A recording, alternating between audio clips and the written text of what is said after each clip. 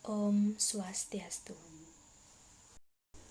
Terima kasih atas kesempatan yang diberikan kepada saya Koma Rosaliana, NIM 1717051090, Prodi S1 Akuntansi Undiksa, akan mempresentasikan skripsi dengan judul Pengaruh Komitmen Organisasi, Locus of Control, dan Implementasi Good Governance terhadap kecenderungan kecurangan akuntansi pada LPD di Kecamatan Seririt. Sebelum saya melanjutkan ke bab selanjutnya, saya ingin mengucapkan terima kasih kepada pembimbing satu saya, yaitu Bapak Dr. Edi Sujana SEMSI-AK dan Ibu Putu Riesti Masdiantini SEMSI selaku pembimbing dua saya, serta Bapak Inyoman Putri Yase SEMSI selaku penelaah penelitian skripsi saya. Untuk yang pertama, di sini saya akan menjelaskan mengenai subbab apa saja yang akan saya jelaskan pada video kali ini. Yang pertama ada bab 1 yang terdiri dari latar belakang penelitian, rumusan masalah dan juga tujuan penelitian. Di bab 2 ada kajian teori yang terdiri dari grand teori, kerangka pemikiran, dan hipotesis penelitian. Di bab 3 ada tempat, populasi, sampel, dan juga teknik analisis data. Lalu di bab 4 ada hasil dan pembahasan. Dan di bab 5 ada kesimpulan dan juga saran. Untuk materi yang pertama, di sini saya akan menjelaskan mengenai latar belakang masalah penelitian. Jadi, kecenderungan kecurangan akuntansi yang terjadi saat ini menjadi pemberitaan media yang sering terjadi. Kecurangan di sini diartikan sebagai suatu tindakan yang dilakukan oleh seseorang ataupun sekelompok orang yang nantinya berdampak pada laporan keuangan dan merugikan pihak entitas ataupun pihak lainnya. Organisasi yang memiliki peluang terbesar melakukan tindakan kecurangan adalah organisasi yang bergerak di lembaga keuangan. Lembaga keuangan pada suatu negara di sini memiliki peran penting dalam perekonomian negara itu sendiri, di mana hal ini dikarenakan semua transaksi keuangan ini terjadi pada lembaga keuangan, baik itu perbankan maupun non-perbankan, baik yang berada di tingkat kabupaten maupun di tingkat pedesaan. Salah satu lembaga keuangan yang berada pada tingkat pedesaan di Bali disebut sebagai LPD. LPD di sini adalah lembaga perkreditan desa yang dikelola oleh desa adat itu sendiri dengan tujuan pendirian sesuai dengan peraturan pemerintah nomor 8 tahun 2002 menjelaskan bahwa tujuan dari didirikannya LPD di sini adalah untuk membantu pembangunan ekonomi yang ada pada desa adat itu sendiri dan untuk meningkatkan kemauan untuk menabung serta membantu usaha-usaha kecil yang ada pada desa tersebut. Di Provinsi Bali di sini LPD mengalami pertumbuhan yang cukup pesat, di mana salah satunya yaitu adalah LPD di Kabupaten Buleleng, di mana LPD di Kabupaten Buleleng di sini memiliki 169 LPD. Namun dari perkembangannya yang cukup pesat di sini juga dibayangi oleh maraknya kasus-kasus yang terjadi. Jumlah LPD yang ada pada Kabupaten Buleleng adalah 169 LPD yang tersebar di 9 kecamatan. Berikut ini adalah data kesehatan LPD pada triwulan pertama tahun 2021, di mana sebanyak 20 LPD dinyatakan macet, dengan rincian 4 LPD di Kecamatan Seririt, 3 LPD di Kecamatan Busumyu, 6 LPD di Kecamatan Banjar, 1 LPD di Kecamatan Sukesade, 3 LPD di Kecamatan Buleleng, 1 LPD di Kecamatan Sawan, dan 2 LPD di Kecamatan Kubu Tambahan. Tidak dapat dipungkiri bahwa LPD di Kabupaten Buleleng dari perkembangannya yang cukup besar dengan terdapat 169 LPD, masih terjadi kasus-kasus kecurangan. Salah satunya terjadi di Kecamatan Seririt. Kecamatan Seririt di sini memiliki total LPD sebanyak 25 LPD dengan total desa sebanyak 21 desa. Kecamatan Seririt merupakan kecamatan yang memiliki jumlah LPD terbanyak di Kabupaten Buleleng. Namun dari perkembangan antara perbandingan jumlah desa dengan jumlah LPD, juga masih maraknya terjadi kasus kecurangan yang terjadi pada LPD di Kecamatan Seririt terbukti dari adanya beberapa kasus. Yang pertama kasus desa Unggahan, yang kedua kasus desa Pengastulan, dan yang ketiga ada kasus desa Kaliangat dengan total kerugian masing-masing ada 200 juta. Lalu untuk total kerugian di desa Pengastulan 160 juta dan di Kaliangat dengan total kerugian sebesar 355 juta. Modus lakukannya kecurangan di sini adalah untuk kepentingan pribadi dengan memanipulasi laporan keuangan. Salah satunya dengan tidak memasukkan cicilan dari nasabah dan tidak adanya pencatatan kas keluar maupun kas masuk. Motivasi seseorang dalam melakukan suatu kecenderungan kecurangan akuntansi relatif bermacam-macam. Salah satu teori yang menjelaskan mengenai dorongan yang seseorang melakukan suatu tindakan kecurangan di sini ada 3. Yang pertama ada tekanan, yang kedua ada kesempatan, yang ketiga ada pembenaran. Di mana tekanan di sini dimaksud adalah tekanan dari manajemen dalam melakukan tindakan kecurangan. Lalu kesempatan di sini adalah situasi di mana instansi adanya peluang untuk melakukan tindakan kecurangan. Dan untuk pembenaran di sini diartikan sebagai suatu instansi melakukan pembenaran terhadap seseorang yang tidak berperilaku jujur dan melakukan tindakan kecurangan. Salah satu cara untuk meminimalisir adanya kecenderungan kecurangan akuntansi adalah dengan meningkatkan komitmen organisasi. Komitmen organisasi diartikan sebagai suatu ikatan antara pegawai dengan instansi mereka bekerja, di mana peneliti menggunakan variabel komitmen organisasi karena komitmen organisasi di sini mengukur seberapa jauh keterkaitan antara pegawai dengan instansi tersebut dan bagaimana pegawai tersebut bisa mementingkan kepentingan instansi daripada kepentingan pribadi untuk memperoleh tujuan organisasi. Penelitian menggunakan variabel komitmen organisasi juga didukung oleh penelitian Widiotami tahun 2017, Pratiwidodo tahun 2019, dan Firmayani tahun 2017. Selain dengan meningkatkan komitmen organisasi, diperlukan juga locus of control yang baik, di mana locus of control di sini diartikan sebagai pengendalian diri yang dimiliki oleh seseorang untuk mengendalikan peristiwa yang terjadi pada dirinya. Locus of control dibagi menjadi dua, ada internal dan eksternal. Menurut Rospati tahun 2011 menjelaskan bahwa seseorang dengan locus of control eksternal dirasa kurang bertanggung jawab terhadap hasil ataupun tindakannya. Karena seseorang dengan locus of control eksternal di sini lebih bergantung pada pihak lain untuk memperoleh suatu keberhasilan. Sebaliknya, seseorang dengan locus of control internal di sini dirasa lebih bertanggung jawab terhadap hasil maupun tindakannya karena berdasarkan hasil jerih payah dirinya sendiri.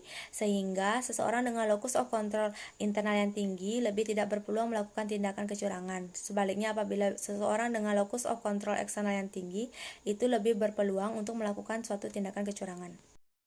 Selain meningkatkan komitmen organisasi dan locus of control, diperlukan juga implementasi good government, di mana implementasi good government di sini sebagai faktor untuk meminimalisir adanya tindakan kecurangan akuntansi, di mana good government diartikan sebagai peraturan yang mengatur antara pemangku kepentingan yang ada di pihak internal maupun pihak eksternal, dengan beberapa prinsip yang diterapkan dalam implementasi good government itu sendiri. Salah satunya ada akuntabilitas, transparansi, dan efektif dan efisiensi, dan lainnya.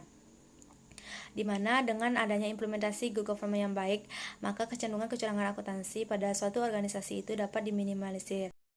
Rumusan masalah dalam penelitian ini yang pertama, bagaimana pengaruh komitmen organisasi terhadap kecenderungan kecurangan akuntansi pada LPD di Kecamatan Sarire. Yang kedua, bagaimana pengaruh locus of control terhadap kecenderungan kecurangan akuntansi pada LPD di Kecamatan Sarire. Dan yang ketiga adalah bagaimana pengaruh implementasi good government terhadap kecenderungan kecurangan akuntansi pada LPD di Kecamatan Sarire. Untuk tujuan penelitian, pada penelitian ini yang pertama untuk mengetahui pengaruh komitmen organisasi terhadap kecenderungan kecurangan akuntansi pada LPD di Kecamatan Sarire. Yang kedua untuk mengetahui pengaruh locus of control terhadap kecenderungan kecurangan akuntansi pada LPD di Kecamatan Sarire. Dan yang ketiga untuk mengetahui pengaruh implementasi good governance terhadap kecenderungan kecurangan akuntansi pada LPD di Kecamatan Sarire. Selanjutnya di sini saya akan menjelaskan mengenai bab 2, yaitu kajian teori. Kemudian teori yang digunakan dalam penelitian di sini adalah teori pro triangle. Teori pro triangle di sini diartikan sebagai teori yang menjelaskan 3 dorongan seseorang untuk melakukan tindakan kecurangan. Yang pertama ada tekanan, yang kedua ada kesempatan, dan yang ketiga ada pembenaran.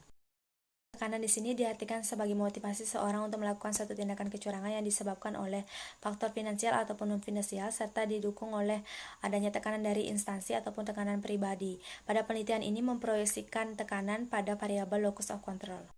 Kesempatan di sini diartikan sebagai peluang seseorang untuk melakukan suatu tindakan kecurangan karena lemahnya sistem pengendalian ataupun tata kelola yang ada pada suatu organisasi. Kebenaran di sini diartikan sebagai pertimbangan yang terjadi karena adanya kesenjangan antara integritas dan juga penalaran moral.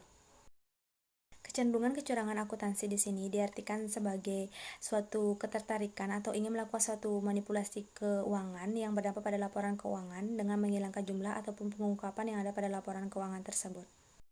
LPD atau Lembaga Perkreditan Desa di sini didirikan oleh desa adat yang ada pada desa tersebut, dan dengan tujuan didirikannya adalah untuk membantu pembangunan ekonomi yang ada pada desa tersebut.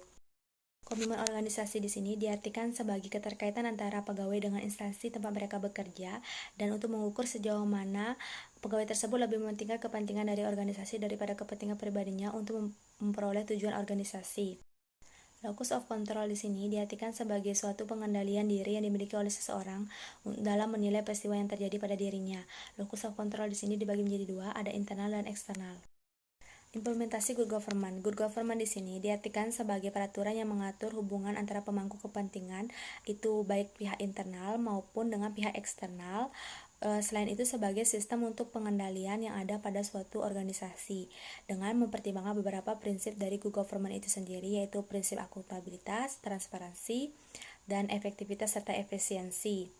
Implementasi good government di sini ada 3 indikator yang digunakan. Yang pertama indikator akuntabilitas, yang kedua transparansi, dan yang ketiga adalah efektivitas dan efisiensi.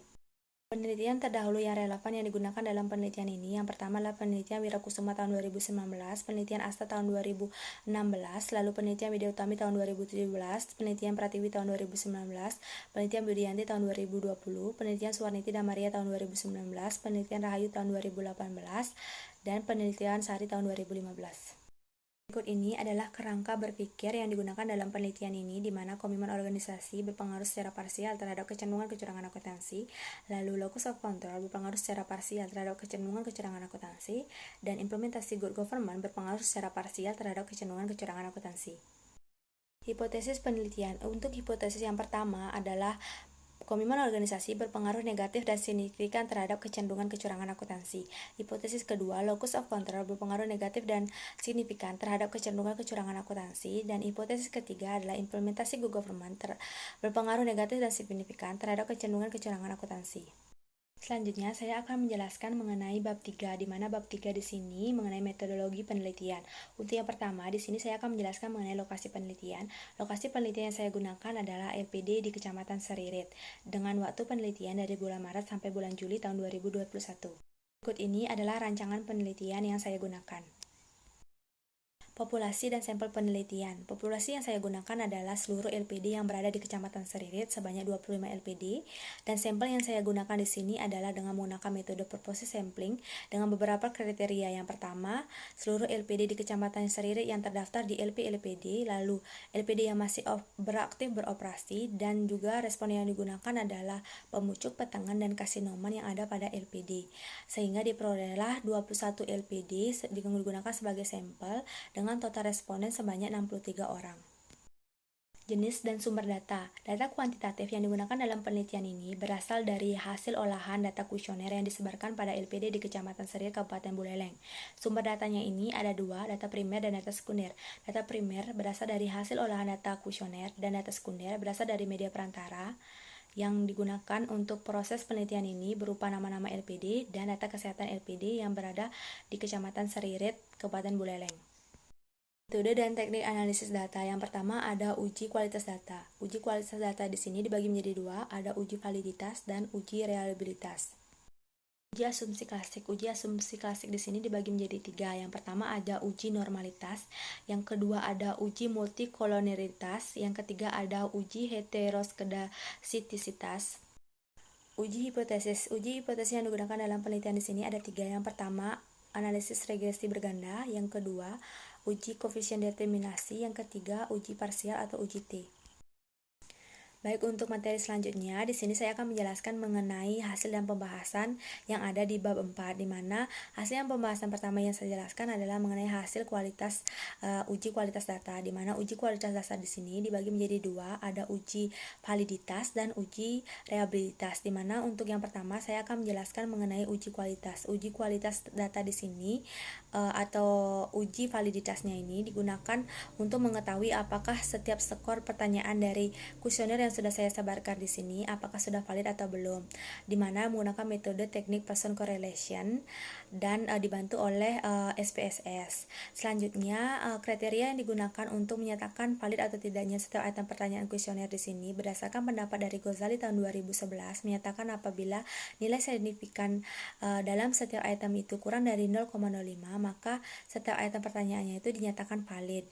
Berdasarkan hasil yang sudah saya lakukan, maka dari itu variabel komitmen organisasi, locus of control, dan implementasi good government, serta kecenderungan kecurangan akuntansi itu dinyatakan valid karena nilai signifikannya di bawah dari 0,05. Berikut ini adalah hasil uji reliabilitas yang saya gunakan dalam penelitian ini. Uji reliabilitas di sini digunakan untuk mengetahui apakah semua jawaban dari pertanyaan kuesioner itu dijawab secara andal dan konsisten, di mana dalam hasil penelitian ini menunjukkan bahwa di alpha Cronbach-nya itu lebih dari 0,70, berarti variabel komitmen organisasi, locus of control, dan implementasi good government di sini dinyatakan reliable. Selanjutnya, di sini saya akan menjelaskan mengenai hasil uji asumsi klasik. Hasil uji asumsi klasik yang pertama yaitu adalah hasil uji normalitas data, di mana uji normalitas data, sebaran data dikatakan normal apabila nilai asumsinya itu lebih dari 0,05. Dari data yang didapat dari hasil penelitian ini menunjukkan bahwa lebih dari nilai asimsiknya itu lebih dari 0,05, maka dari itu sebaran data dalam penelitian ini dikatakan terdistribusi secara normal. Berikut ini adalah hasil uji multikoloneritas yang menunjukkan bahwa nilai FIV-nya ini lebih kecil dari 10 dan nilai toleransinya ini lebih besar dari 0,10, maka tidak adanya korelasi dari setiap variabel bebas yang digunakan dalam penelitian ini. Berikut ini adalah hasil uji heteroskedastisitas, di mana nilai signifikan antara variabel bebas dengan nilai ABS-nya itu lebih besar dari 0,05. Maka dari itu dapat disimpulkan bahwa model regresi dalam penelitian ini tidak adanya gejala heteroskedastisitas. Berikut ini adalah hasil uji analisis regresi berganda yang menunjukkan bahwa nilai koefisien regresi dari variabel komitmen organisasi menunjukkan angka minus 0,371, yang berarti bahwa komitmen organisasi di sini berpengaruh negatif terhadap kecenderungan kecurangan akuntansi. Hal ini berarti setiap kenaikan satu satuan dari komitmen organisasi ini akan menurunkan tingkat kecenderungan kecurangan akuntansi. Lalu untuk nilai koefisien regresi dari locus of control di sini sebesar 0,325 yang menunjukkan bahwa pengaruh dari locus of control di sini berpengaruh positif terhadap kecenderungan kecurangan akuntansi. Artinya setiap kenaikan satu satuan locus of control di sini akan meningkatkan kecenderungan kecurangan akuntansi. Untuk variabel implementasi good government di sini memiliki nilai koefisien regresi sebesar minus 0,739 yang menunjukkan bahwa implementasi good government berpengaruh negatif terhadap kecenderungan kecurangan akuntansi. Artinya setiap kenaikan satu satuan implementasi good government di sini akan menurunkan kecenderungan kecurangan akuntansi. Berikut ini adalah hasil dari analisis koefisien determinasi yang menunjukkan bahwa nilai koefisien determinasinya ini berjumlah 0,736. Hal ini bahwa kecenderungan kecurangan akuntansi ini dipengaruhi oleh variabel komitmen organisasi, locus of control, dan implementasi good government, sedangkan 26,4%-nya itu dipengaruhi oleh faktor lain. Hasil uji parsial, di mana dapat disimpulkan dari hasil uji yang sudah didapat dan ditampilkan di PPT ini bahwa komitmen organisasi di sini berpengaruh negatif dan signifikan terhadap kecenderungan kecurangan akuntansi karena nilai signifikannya itu kurang dari 0,05. Lalu dari segi locus of control di sini berpengaruh positif dan signifikan terhadap kecenderungan kecurangan akuntansi, dan implementasi good government berpengaruh negatif dan signifikan terhadap kecenderungan kecurangan akuntansi karena nilai signifikannya di bawah dari 0,05. Pembahasan. Untuk pembahasan yang pertama, bahwa pengaruh komitmen organisasi terhadap kecenderungan kecurangan akuntansi pada LPD di Kecamatan Seririt, didapatkan hasil bahwa komitmen organisasi berpengaruh negatif dan signifikan terhadap kecenderungan kecurangan akuntansi pada LPD di Kecamatan Seririt. Yang kedua yaitu adalah bagaimana pengaruh dari segi locus of control terhadap kecenderungan kecurangan akuntansi pada LPD di Kecamatan Seririt. Dari hasil ujinya menunjukkan bahwa locus of control di sini berpengaruh positif dan signifikan terhadap kecenderungan kecurangan akuntansi pada LPD di Kecamatan Seririt. Dan untuk variabel ketiga yaitu mengenai implementasi good government, di sini menunjukkan hasil bahwa implementasi good government di sini berpengaruh negatif dan signifikan terhadap kecenderungan kecurangan akuntansi pada LPD di Kecamatan Seririt. Aplikasi penelitian. Untuk yang pertama, hasil penelitian dari variabel komitmen organisasi di sini berpengaruh terhadap kecenderungan kecurangan akuntansi. Hal ini diperlukannya adanya suatu pengawasan atau pengarahan rutin kepada karyawan untuk mengeluarkan komitmen karyawan terhadap suatu organisasi. Untuk variabel kedua mengenai locus of control menunjukkan bahwa locus of control di sini berpengaruh terhadap kecenderungan kecurangan akuntansi. Maka dari itu diperlukan suatu motivasi dan reward ataupun punishment bagi para pegawai untuk selalu berusaha dan bekerja keras berdasarkan dirinya sendiri dan tidak bergantung kepada orang lain. Untuk variabel ketiga mengenai implementasi good government, di mana itu berpengaruh terhadap kecenderungan kecurangan akuntansi. Hal ini berarti diperlukannya suatu pengawasan rutin terhadap sistem yang digunakan dan meningkatkan transparansi dalam keterbukaan bagi masyarakat ataupun dalam penyampaian laporan keuangannya. Untuk simpulan di bab 5 di sini, jadi dapat disimpulkan bahwa pengaruh dari komitmen organisasi di sini berpengaruh negatif dan signifikan terhadap kecenderungan kecurangan akuntansi, dan locus of control di sini berpengaruh positif terhadap kecenderungan kecurangan akuntansi pada LPD di Kecamatan Seririt, serta implementasi good government berpengaruh negatif terhadap kecenderungan kecurangan akuntansi pada LPD di Kecamatan Seririt.